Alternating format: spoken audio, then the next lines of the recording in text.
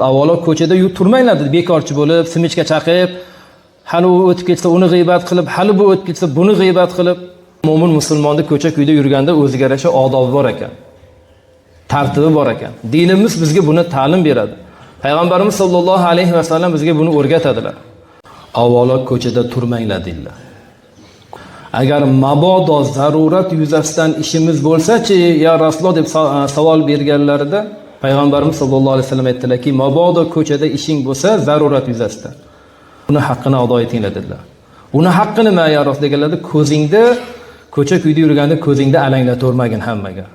Ya'ni ayollarga boshqa alanglatib hammaga qaravermagin.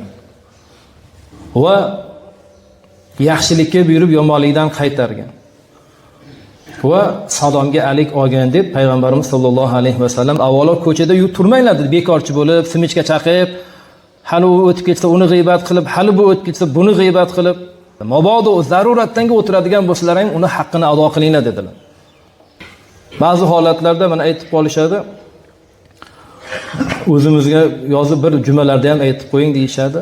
Uni taksi petaklarida yoki bo'lmasa aybeylarda o'tiradigan joylar bor ekanda.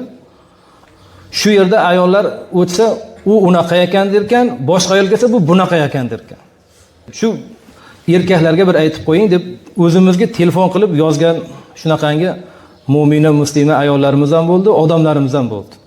Shularga bir og'iz bir aytib nasihat qilib qo'ying, domla deganlarim. Kim o'tib ketsa uni g'iybat qilar ekan, to bitta odam kelguncha, u kelsa keyin uni tashlab bunga o'tishadi deydi. Alloh asrasin. Shuning uchun azizlar, ko'cha-kuyda yurish tartib qoidalariga amal qilsak, siz bilan biz komil mo'min musulmon bo'lamiz. Gunohlardan o'zimizni tiygan bo'lamiz.